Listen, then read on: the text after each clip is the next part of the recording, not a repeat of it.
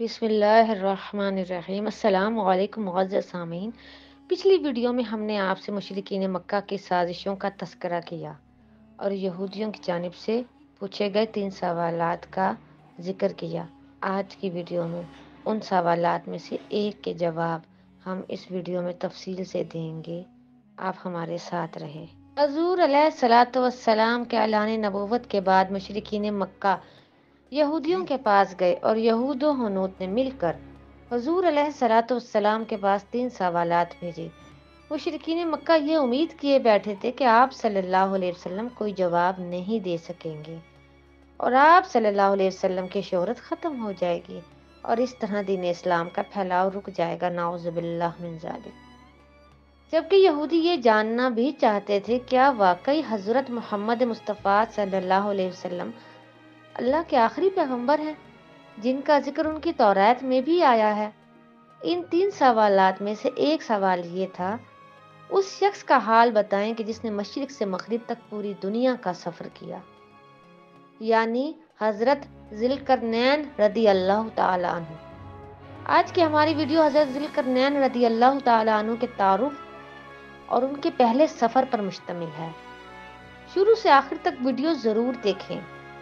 حضرت ذی القرنین رضی اللہ تعالی عنہ نے بنی اسرائیل کو بابل کی غلامی سے نجات دلائی اور ان کے مقدس مقام یروشلم یعنی بیت المقدس کو دوبارہ آباد کیا۔ ان امور کی بنا پر یہودی ذی القرنین کو نجات دہندہ مسیح اللہ کہتے ہیں۔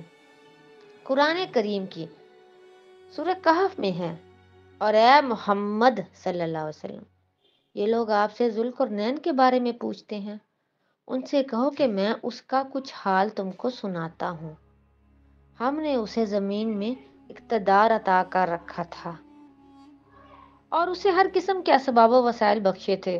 اس نے پہلے مغرب کی طرف ایک مہم کا سر و سامان کیا، حتیٰ کہ جب وہ غروب آفتاب کی حد تک پہنچ گیا تو اس نے سورج کو ایک کالے پانی میں ڈوبتے دیکھا۔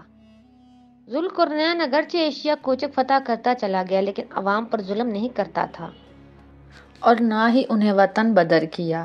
حضرت ذی القرنین کے حسن سلوک اور عدل و انصاف کی وجہ سے لوگوں کو یہ محسوس ہی نہیں ہوا کہ یہاں کوئی انقلاب آیا ہے۔ حضرت ذی القرنین رضی اللہ تعالی عنہ نے اپنی فوج کو حکم دے دیا کہ دشمن کی فوج کے سوا اور کسی انسان پر ہاتھ نہ اٹھایا جائے، اور دشمن کی فوج میں سے جو کوئی نیزہ جھکا دے یعنی ہتھیار ڈال دے اسے قتل نہ کیا جائے، اور دشمن اگر تلوار بھی چلائے تب بھی اس کو کوئی تکلیف نہ پہنچائی جائے۔ آپ رضی اللہ تعالی عنہ کا اصل نام اسکندر اور ذی القرنین لقب تھا۔ مفسر کرام نے اس لقب کی مختلف وجوہات بیان کی ہیں، ان میں سے 4 یہاں بیان کی جاتی ہیں۔ آپ رضی اللہ تعالی عنہ سورج کے طلوع اور غروب ہونے کی جگہ تک پہنچے تھے۔ آپ رضی اللہ تعالی عنہ کے سر پر 2 چھوٹے ابھار سے تھے، انہیں ظاہری اور باطنی علوم سے نوازا گیا تھا، یہ ظلمت اور نور میں داخل ہوئے تھے۔ حضرت ذی القرنین رضی اللہ تعالی عنہ حضرت خضر علیہ السلام کے خالہ زاد بھائی تھے۔ انہوں نے سکندریہ شہر بنایا اور اس شہر کا نام اپنے نام پر رکھا، اور حضرت خضر علیہ السلام آپ کے وزیر تھے۔ دنیا میں 4 بڑے بادشاہ ہوئے ہیں، ان میں سے 2 مومن تھے، حضرت ذی القرنین رضی اللہ تعالی عنہ اور حضرت سلیمان علیہ السلام، اور 2 کافر تھے، نمرود اور بخت نصر، اور 5ویں بڑے بادشاہ حضرت امام المہدی علیہ السلام ہوں گے، ان کی حکومت تمام روئے زمین پر ہوگی۔ حضرت ذی القرنین رضی اللہ تعالی عنہ کی نبوت میں اختلاف ہے۔ حضرت علی کرم اللہ تعالی وجہ الکریم نے فرمایا، وہ نہ نبی تھے نہ فرشتے، بلکہ اللہ عز و جل سے محبت کرنے والے بندے تھے۔ اللہ عز و جل نے انہیں محبوب بنایا، اس نیک آدمی کو اللہ تعالیٰ نے زمین میں بڑی دسترس عطا فرمائی تھی اور انہیں حکومت کے ایسے تمام اسباب عطا فرمائے تھے جن کی وجہ سے وہ دشمنوں پر غلبہ اور تسلط حاصل کر لیتے تھے۔ انہوں نے سفر کا ایک راستہ اختیار کیا، یعنی ایک ایسے راستے کو اختیار کیا جو انہیں منزل مقصود تک پہنچا گیا۔ چنانچہ قرآن پاک کی سورہ کہف میں ان کے سفر کی کیفیات بیان کی گئی ہیں۔ اللہ تعالیٰ فرماتا ہے، یہاں تک کہ وہ سورج ڈوبنے کی جگہ پہنچ گیا اور اسے ایک دلدل کے چشمے میں غروب ہوتا ہوا پایا، اور اس چشمے کے پاس ایک قوم کو بھی پایا۔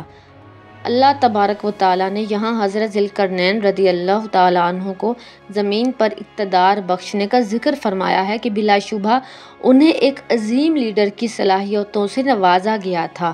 انہیں امور مملکت کے تمام اسرار و رموز سے آگاہ کیا گیا تھا۔ زمانہ قدیم میں ان کی ایک مضبوط اور طاقتور سلطنت قائم تھی۔ دنیا میں ان کی طاقت کا ڈنکا بجتا تھا۔ وہ اللہ کے نیک اور صالح بندے ہونے کے ساتھ ساتھ ایک عظیم سپہ سالار اور قائد بھی تھے۔ حضرت ذی القرنین رضی اللہ تعالیٰ عنہ اس قدر اعلیٰ صلاحیتوں کے حامل تھے کہ بطور عظیم حکمران ان کا ذکر قرآن مجید میں اللہ تعالیٰ نے فرمایا ہے۔ ہمیں یہاں اس امر سے آگاہ کیا جا رہا ہے کہ اللہ تعالیٰ ہر چیز پر قادر ہے۔ وہ ذات باری تعالیٰ آج بھی ایسے بندے پیدا فرما سکتا ہے جو امت مرحومہ کو انقلاب سے آشنا کر سکیں، بشرط یہ ہے کہ قوم سچے دل کے ساتھ ذاتی مفادات کو بالائے طاق رکھتے ہوئے صبر و استقامت کے ساتھ باطل کے خلاف اٹھ کھڑی ہو۔ حضرت ذی القرنین رضی اللہ تعالیٰ عنہ کا پہلا سفر ظالم قوم کی طرف تھا جو مغرب کی طرف تھا، جہاں سورج غروب ہوتا تھا۔ حضرت ذی القرنین نے باطل کے خلاف متواتر کئی مہمات کامیابی سے سر انجام دی۔ اس ضمن میں ان کے پہلے سفر کا آغاز قرآن مجید کی اس آیت مبارکہ سے معلوم ہوتا ہے۔ اللہ تعالیٰ سورہ کہف میں فرماتا ہے، یہاں تک کہ وہ غروب آفتاب کی سمت آبادی کے آخری کنارے پر جا پہنچا۔ وہاں اس نے سورج کے غروب ہونے کے منظر کو ایسے محسوس کیا جیسے وہ کیچڑ کی طرح سیاہ رنگ پانی کے گرم چشمے میں ڈوب رہا ہو، اور اس نے وہاں ایک قوم کو آباد پایا۔ ہم نے فرمایا، اے ذی القرنین، یہ تمہاری مرضی پر منحصر ہے، خواہ تم انہیں سزا دو یا ان کے ساتھ اچھا سلوک کرو۔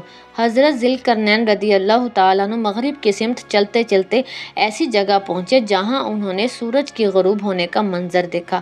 اللہ رب العزت انہیں پہلے غروب آفتاب دکھا رہا ہے اور پھر طلوع آفتاب بھی دکھائے گا۔ یہ آیت کریمہ اس قوم کی زبور حالی کو بیان کر رہی ہے جو فسق و فجور کا شکار ہو چکی تھی۔ اس میں سرکشی اور بغاوت عام تھی۔ ان کے ہاں ہر طرف خود غرضی، لا قانونیت اور بد اخلاقی کا دور دورہ تھا۔ اس معاشرے میں انسانیت اور حمیت مفقود ہو چکی تھی اور ہر جانب ظلم و ستم کا بازار گرم تھا۔ یہ وہ قوم تھی جس کا اخلاق، امانت اور دیانت کا سورج غروب ہو رہا تھا۔ یہ سنت الہیہ ہے کہ جہاں ظلم و ستم کی انتہا ہو جائے اور اخلاقی حالت تباہی کے کنارے پر پہنچ جائے تو اس کی گرفت سے قبل تمام حجت کے طور پر ان کی اصلاح کے لیے ایک نیک ہستی مسیحا کو بھیجا جاتا ہے۔ اللہ تعالیٰ نے یہاں ان کی سرکشی پر حضرت ذی القرنین رضی اللہ تعالیٰ عنہ کو فرمایا کہ یہ تمہاری مرضی ہے، انہیں سزا دو یا ان کے ساتھ اچھا سلوک کرو۔ ہم اگلی قسط میں حضرت ذی القرنین رضی اللہ تعالیٰ عنہ کے دوسرے اور تیسرے سفر کی داستان سنائیں گے۔